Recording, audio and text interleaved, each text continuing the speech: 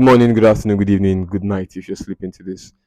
This is the 12th of March 2023 and welcome to another episode of the Good Living Podcast. Today is Sunday and let me predict some matches today. Arsenal is playing today. I mean for those on let me just predict the future and see how it looks when this comes out. I think Arsenal will win today and if we don't win then we lose 1-0, 1-0. I think if Arsenal scores a goal, we go on to outscore the opposition, no matter how many they scored us. And if they score us first and we equalize, we're going to win the game. So the only way that they will win us is to win us 1-0. And I think United are going to win 3-0. Yeah. And I think Barcelona are not going to win today at all. I don't know why I'm doing this. According to my topic today, this is why I don't like church. I don't go to church. I don't like going to church. And it's not because I'm a Christian. I'm not a Christian. I'm a Christian. My problem is with the way my religion is being practiced, and that's why I've lost trust. And there's a few things that make me say this, and the things that I've noticed. I just started thinking to myself recently a lot, pondering about a lot of things. I've released a podcast when I talked about how life does not prepare us to be adults. Nothing that has anything to do with education prepares us to be adults at all. That's unfair. And Christianity, if it is for us, which I believe it is, should make us better human beings as we grow older. And so I wonder, why is it failing so much? So these are the things that I thought about. I'm a Christian, right? But does my church love me more than they love themselves? Because Christianity is love. Christ was all about love, right? So I'm thinking, if I'm in this gathering, if I'm in this church, the aim of this church is it to do more for themselves and less for me, or more for me and less for themselves, or maybe there's a higher, as in it is to please God, and then all of us are equal and subservient to God and his desires and his wishes and what He wants for us. And when I think deep into these questions, I'm beginning to realize, wait, some things are not adding up. Like for example, now today in church, I went to church today, and today's topic is just so cliche. And the thing is, when I go to churches that are similar, by similar, I'm talking about like Pentecostal churches. You see, their doctrine is to always have one kind of line, one pattern. Let me explain.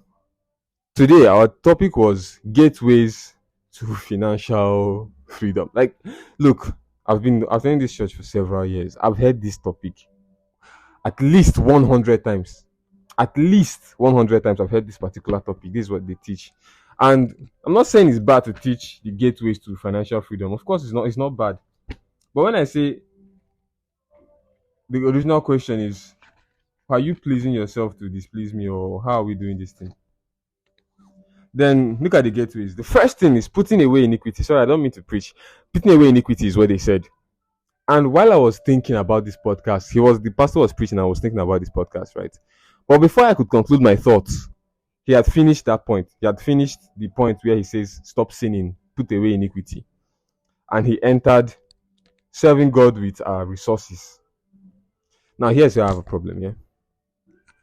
I do believe that for you to be successful, you need consistency, you have to be willing to improve. So you need to be consistent and you need to be willing to improve. That is, don't give up, and at least do better each time you try. And I think that, coupled with your relationship with other people, which is being nice to them, being good, being a man of integrity, a woman of integrity, and all of that, which is, if you don't sin, a lot of people will like, if you remove all sin from your life and you're doing something, you will most likely succeed in that thing, get money and everything you want, right?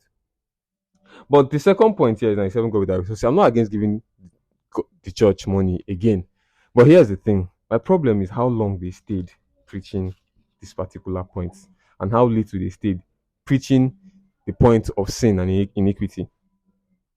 They are like, see, let me explain further, yeah? It is so clear that they are trying to tell you, okay, bring money to the church. But you start making examples, giving examples like this. Like how somebody used her salary. She was trying to get her son into NDA, right? And then she used up her salary for about 5 months. She kept paying her salary to the church. And eventually her son got into NDA. Congratulations.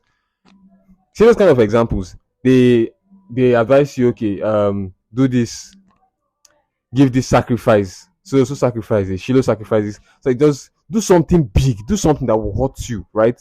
And give to the church to gain blessing, financial favor, favor from God, all these things, and do it.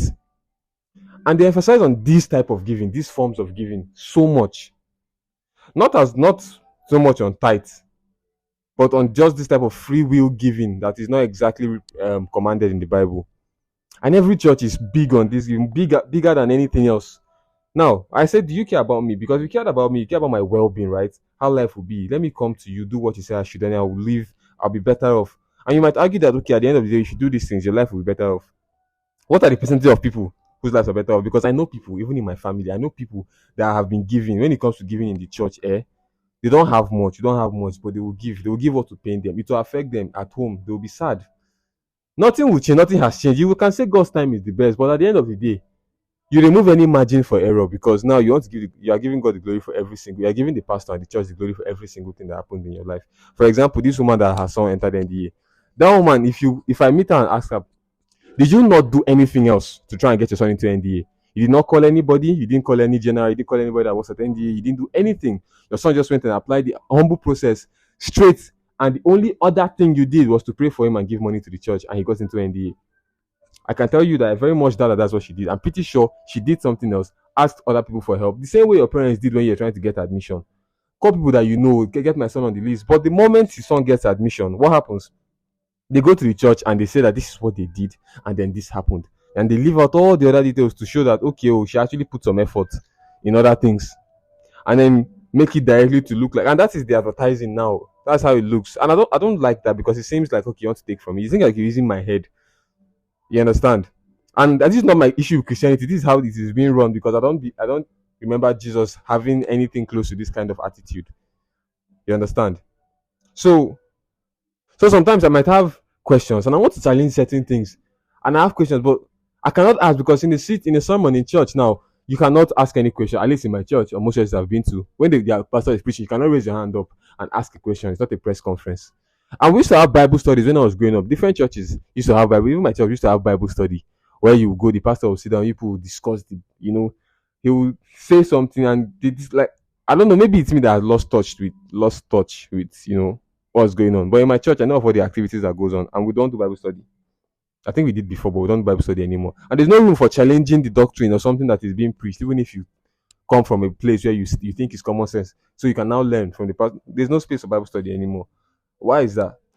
So a church that cares about you, tell me the truth. We've a lot of pastors have come under fire for, look, you are enjoying life, but you have percentage of a congregation that are suffering, and it trickles down even to you. A pastor presiding over an entire commission behaves like that, has a private jet, has cars. Even in the headquarters where he preaches every Sunday, there are people who are poor there. There are people who would need a lift home, that kind of thing. Let's leave the overseer for a bit. Even in the local churches, the pastor will enter, drive his jeep with past that old woman that might need a ride. He doesn't take carry. There's a pastor fill his car with trekkers and drop them as the love that I think God was preaching, Jesus was preaching when he was on earth is not there. The way I'm seeing it, it's just all talk. But really, if you look at actions here, you don't really see that much love. That's one thing I have that with the problem. That's a problem in most of the churches I know of and have been to. And then it's like a different hustle. How many people make it out of? How many people make it? Like when you say you are doing Yahoo, how many people make it out of Yahoo? How many people make it out of the church? Like honestly, if you are following your church, you are doing every single thing. There are plenty of people in the congregation. You're doing every single thing. They ask all the prayers and everything. From look around you, if you are a church goer, or somebody, of all people that how many of them have made it? What is the percentage of people who obey everything in the church and make it? So if you answer yourself that question honestly, what do you think is the problem? Because not everybody makes it. 50% don't make it, 40% don't even make it. You can say God's time is the best, but like I said, no margin for error. So when he tries out something else, and I'm not saying something illegal, but when he just finds out the real answer somewhere outside and he implements it in his life and he actually makes it, all the glory is given to God and the church ultimately, because eventually God's time is the best. So they just use these things are biblical, I know, but I know that they're also used deceptively now to help us, to make us excuse every single thing that happens in life. Okay, for example, God works in mysterious ways. A pastor whose prophecy pattern is to tell you what has already happened in your life, which is your past, tell you your past, tell you your past, tell you your past. His deliverance pattern is to be conversing with the demon inside you for minutes on end, asking them, why did you get into their body? What is your plan with their life? Do you like my suit? Do you like some red wine? And then ask them all of that, entertaining the crowd, create that adrenaline rush in their body so they'll be enjoying what they're seeing. Your work is to deliverance with funny patterns, kick the air in front of the person you are delivering and they will just fall, blow air, they will just fall, do one funny movement with your hand and they will fall and do one kind of thing and be entertaining the crowd. You're hardly blessing every time you are threatening people that you're going to use the man of God's spirit to cause them, cause this person, cause that person. You trip me for not coming to church and saying this. And then when I eventually come to church, automatically all of a sudden I owe you money. Go fuck yourself. I think we should all just look at how things were done in the olden days and liken them to how it is now. Because at no point in the Bible was it said, okay, things will change and this is how it will be happening now. People have changed it, and now that's why they said even the very elect will be deceived. People who should know God will be deceived too, because a lot of people will just come out from nowhere and be impressive and they will have plenty followers. Especially in Nigeria. All of us know that if this country was easier, churches will not be as full and will not be spending so much time in church. It's not because people in America don't like God, people in Europe don't like God. Church is not a big thing there. There are Christians all over the place. It's not a big thing there because very few people are hanging on to it to save their lives. Let me explain this saving your life thing. Something I'm going to explain here is the miracle philosophy. Too many people in Nigeria and the church in Nigeria, the way Christianity is practiced here, is riding on this factor, riding on this principle, riding on this way of philosophy of doing things. The miracle philosophy, like a lot of people believe, and the church is good at doing this, making you believe that your success will come supernaturally. In my church, they always use that word, supernatural this, divine this, supernatural this. Like they say it in context, what they mean is that it's just going to happen overnight. They try to tell you subconsciously that your success will come overnight. I believe that if you're going to be a church, you know that the truth to the way to success is lay down principles, like I said, consistency, constant improvement.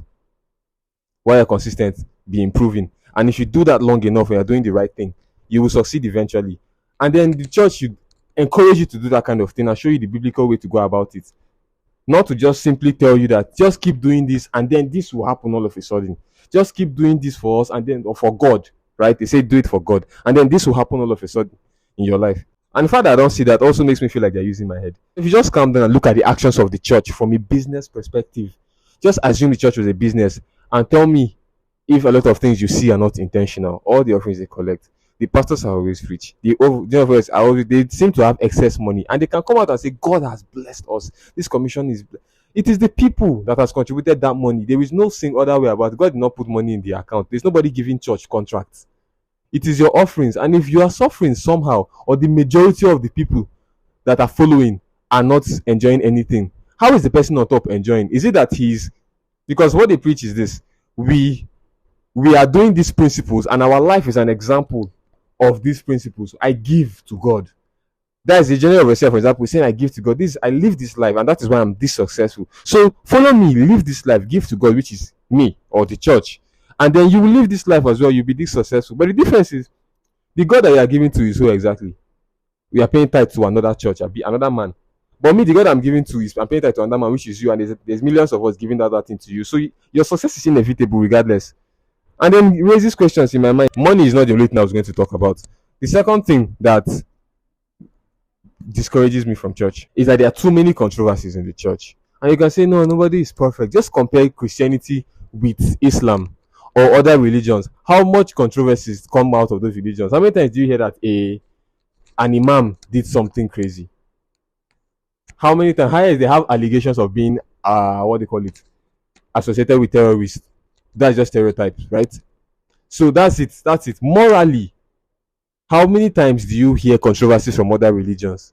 And there's too much controversy in the church right now as it is. Well, my Bible is my God, yeah? My Bible is where the word of God is. And then if I can read that often enough, I get the Spirit of God. And then if I have people I can trust, I will discuss about it. I think that's fellowship enough. Let my mind be sane.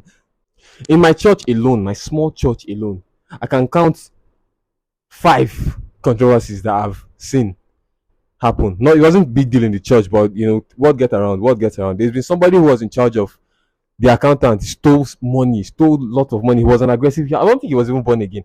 He was an aggressive person. He would fight you over money on the church premises, and he stole millions from the church. He went scot-free. Why? because the resident pastor at the time that also was siphoning money. Was someone that was standing in front of the altar preaching for me was also stealing money from the church at that point. You hear sexual problems in the church all over the place. Pastors sleeping with their wives all over the place. There's this thing about Apostle Justice Suleiman, which I would say for a fact I do believe. I believe that he did those things. And then the hypocrisy in church is just insane. So all these things make me, and then something else again. The Catholic Church have this thing of it's also stereotypical, shall I say, but the issue of priests molesting young boys. It's a big issue. We can pretend that because people use it for jokes a lot. Stand-up comedians use it for jokes a lot. But I can tell you that I know 3 people who have gone to these schools and have, or let me just say 3 people who have had encounters with priests try to molest them. Me myself knows that kind of hideous thing. I know 3 cases where that has happened. If this is how everybody knows, or anybody as exposed as I am knows, then that's a lot of fucking cases happening in a church where that should be non-existent. And then here's where I have a problem. The organization, even one as small and flippant as Labour Party, where there is a small mistake, where there is a small bad egg, they weed it out. Like in Rivers State, they dissolved Labour Party in Rivers State. No officials there because they know they helped in the rigging. And if a church like the Catholic Church knows that there's a problem with pedophilia and child abuse among their priests, if they want to eradicate that problem, they can easily. I will tell you the truth, because what do? You call out those cases, and those people will be met with serious punishment. And at the end of the day, that will be eradicated. It's simple. But why does the Catholic Church not do that? Why is it that we hardly hear of priests? If people are being abused like this on a yearly basis, how many times last year did you hear that priests were prosecuted for child abuse? How many priests do you know that have been prosecuted for child abuse? But victims are always coming out. And just like girls, I know that some people lie. But there's a motive for one person lying. But what is the motive for a young boy to lie that a priest has molested him? But it happens, because I know that I've seen that happen. So if the church is not doing anything, it makes me think the problem is from the top. It is being allowed and condoned at some point for it to thrive this much and not be eradicated at this point after years of this problem. I will stop there. The Christianity, I know, has too many contradictions, particularly in church here. You go to one church, they are teaching you. In Islam, just compare this with other religions. The doctrine is the doctrine. The sermon is the sermon. The preaching is the preaching. The teaching is the teaching. But in Christianity, people want to just use gray areas to their advantage. They will tell you the Bible is based on how you interpret it, which is just false. It's a blatant lie. The Bible is not how you interpret it. It is written there in your language for you to understand. If something is fake, find the original copy, which language it was written in, and find out what something means to get the original meaning. Not to use gray areas and use our head. Mind us, Christianity is my religion. That is the religion to go. It's the way to go. I'm saying the reason why I do not go to gatherings, churches, why I do not like going there. So talking about those contradictions, one church will tell you, don't worry, suffering on earth is cool. Like, you don't have to chase money. The rate of money is evil. And in heaven, that's where your reward is. The problem is some of these churches where the priest is in he's living his best life. And some other churches will tell you abundance is yours. On earth here, money is yours. Everything is yours. Everything is yours. But that one now comes at a price. You have to give everything you already have to the church first, and then hope that you just wake up one day and your house is filled with money. So these contradictions on one particular issue. There's different issues in the church where one church will tell you that this is the way to go, and another church will tell you this is the way to go. 2 different parts. And you begin to wonder. Look, I saw one story on Instagram this morning, Joe page, where a girl said she has a boyfriend in Nigeria. He treats her well, they're happy together. But there's this guy that she started chatting with that lives in Canada. She's been chatting with him. She didn't tell him that she had a boyfriend. He even sent her to his mom during the election to give her something. Then the mom even liked her. Now the guy is saying he wants to marry her, he wants to invite her to Canada. So she's trying to leave her boyfriend. Now, all of that is fine. Make your choice, secure the bag, do whatever you want to do, it's your life. But when she went and met her pastor, and her pastor said this to her. He said, this is God working with divine revelation, but I don't think God believes in hurting his children intentionally. She said her pastor told her that man in Canada is her real husband, and her boyfriend here now is the one to give. God brought him into her life to give her a comfortable life in Nigeria, but that guy in Canada is her real husband. So she's wondering, she's asking how does she break? Should she travel first, before breaking off the relationship, or should she just do it here before traveling? Because the guy should process her papers. I have a story like similar to this. I'll tell in my next podcast. Stay tuned. I'm going to talk a little on the issue of prophecies. In the Bible, prophets never talked about your past. And if they did, prophecy is always about the future. That's why the Bible is prophecy upon prophecy. They will say in an earlier book that this will happen. In a later book in the Bible, you see that happen. That is prophecy telling you, you know what, something will happen and she will bear a son and he will be called this. This will happen and this is called this. This will happen and this will happen and this will happen. That's the prophecy, at least to the best of my understanding. Tell me, your pastor in your church, your pastor, your prophet, the people you watch on TV, how many of them, what is the success rate of their prophecies? I asked my dad this question. Of all the pastors you know, and every time you've heard a prophecy, you've heard that this will happen this year, this forthcoming election. Tell me, what is the success rate of your pastor and the pastors you've heard of? How many of the prophecies have come to pass? Man of God doesn't just open his mouth to Messian. He will say what God sent him to say, and then the word of God always comes to pass because it was coming to pass in the Bible, which is our reference book for our religion. So why is that pastors now they will make and then it will never come to pass and we'll just move past it like nothing happened? Fake prophecies up and down. And then the ones that want to say they are giving true prophecies, they are telling me what has happened in my life. Come and meet me and tell me your name is Chigozie, you're 25 years old, your father worked with 7, and tell me the things that you could find out really if you wanted to. Even my address and my phone number. Is that prophecy? So who is a real prophet now? False prophets are everywhere, like we already know. But if the way to find a false prophet is that his prophecies do not come to pass, which I think is is common sense. If your prophecies don't come to pass, and there's a lot of them that do not come to pass, it's safe to say you're a fake prophet. So where is the real prophet now? Difficult to find, Abi. Because the Bible said even the very elect will be deceived. And what makes you think you're not one of those that have been deceived? What makes you think you are following the right one? And that makes me think, oh, I should calm down and listen to my Bible and not anybody. Please, until I understand, because I know we shouldn't forsake the assembly of the righteous or assembly of God. But I'll just take a moment and think about this prophecy thing and other things. Because day after day, I believe that the spirituality exists because I believe in God. But I also believe that a lot of things happen by chance. And the world would still, there are principles that we are not being taught as we should be taught in church, and they should be taught. Another thing, which is my final point, the ease of alteration. Our religion, it can be so altered. Like I said, the gray areas where people misinterpret the Bible the way they want to suit their doctrine. And, the way that Christianity can be altered, we know that certain things are sinful. But because of inclusiveness, somebody was on Tucker Carlson in which they're trying to say that we should begin to change terminology when we are praying in the church, that the Church of England, one Catholic that's like, I think Church of England is considering it so we can be more inclusive and bring more people in to the fold. Like anything doesn't have principles. In my life, I draw a line. If I'm doing anything, this is a price. Anything once it crosses this price, I'm not doing it again. This is how much I can give. This is how much I can take. This is how much I can do. Or if it crosses this point, I'm not doing it again. That's the principle. And then what kind of religion would you be practicing if your religion doesn't have any principles? Why would it be that somebody can change our Father who art in heaven and say they'll be considering changing it to, instead of making it a he, we should make it a gender neutral something? That is wrong. The fact that they can do that with our religion and not do it with Islam icks me. It irritates me. You cannot do it with another religion, but you can do it with our own. Why is it so easy to alter if it's not been poisoned somewhere? If the religion and what I'm going to church to listen to, if it's not been poisoned somewhere, how is that even allowed or considered? How is the church allowing gay marriage? It is against, the society might say society has changed and evolved, but the religion that I believe that with a book and set of rules that have been there for generations are still the best-selling book in the world up to date, which means it is generational knowledge that has been working over time, tested and trusted, which is why it's still valid till today, the Bible. Why is it that somebody can come out now and contest generational knowledge just for the sake of inclusivity? Somebody can say the Bible is misogynistic, so we should change some things in the Bible. Why are women not allowed to do this? I said those are the rules. If you don't like it, live your life how you want. You want to be a Christian because now what you've learned, the life that you've grown up in now, Christianity is really hindering that. Fine. If the Bible is sexist, the Bible is misogynistic. This is generational knowledge you're talking about.